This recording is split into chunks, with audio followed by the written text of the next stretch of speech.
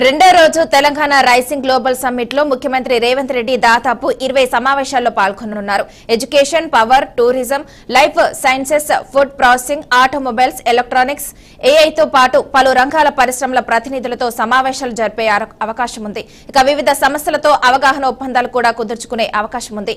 ఉదయం 9:30 ఎంసీహెచ్ఆర్డీ నుండి హెలికాప్టర్లో సీఎం ఫ్యూచర్ సిటీకి చేరుకుంటారు. ఉదయం 10 గంటలకు రాష్ట్ర వ్యాప్తంగా జిల్లా కలెక్టర్లతో స్థాపించిన తెలంగాణ తల్లి విగ్రహాలను గ్లోబల్ సమ్మిట్ వేదిక నుంచి వర్చువల్ గా ఆవిష్కరిస్తారు.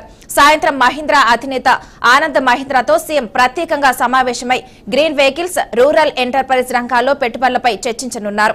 సాయంత్రం 6 గంటలకు తెలంగాణ రైసింగ్ విజన్ డాక్యుమెంట్ ను విడుదల చేయనున్నారు. అనంతరం రాత్రి 7 గంటలకు డ్రోన్ షో, అలాగే Telangana is rising come join the race theme ప్రదర్శనతో ముగింపు వేడుక నిర్వహించనున్నట్లు సమాచారం.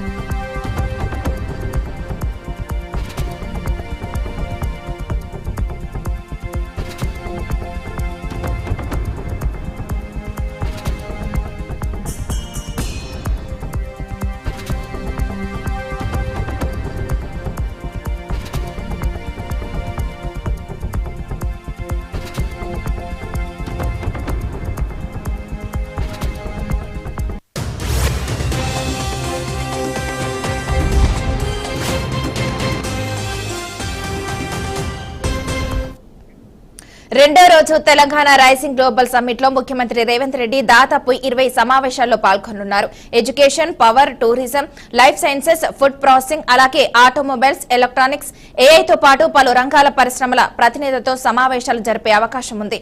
ఇక వివిధ సమస్యలతో అవగాహన ఒప్పందాలు కూడా కుదుర్చుకునే అవకాశం ఉంది. ఉదయం 9:30 ఎంసీహెచ్ఆర్డీ నుండి హెలికాప్టర్లో సీఎం ఫ్యూచర్ సిటీకి చేరుకుంటారు. ఉదయం 10 గంటలకు రాష్ట్ర వ్యాప్తంగా జిల్లా కలెక్టర్లతో స్థాపించిన తెలంగాణ తల్లి విగ్రహాలను గ్లోబల్ సమ్మిట్ వేదిక నుంచి వర్చువల్ గా ఆవిష్కరిస్తారు. సాయంత్రం మహీంద్రా అధినేత ఆనంద్ మహీంద్రాతో సీఎం ప్రత్యేకంగా సమావేశమై గ్రీన్ వెహికల్స్, రూరల్ ఎంటర్ప్రైజ్ రంగాల్లో పెట్టుబడులపై చర్చించనున్నారు. సాయంత్రం 6 గంటలకు తెలంగాణ రైసింగ్ విజన్ డాక్యుమెంట్ ను విడుదల చేయనున్నారు.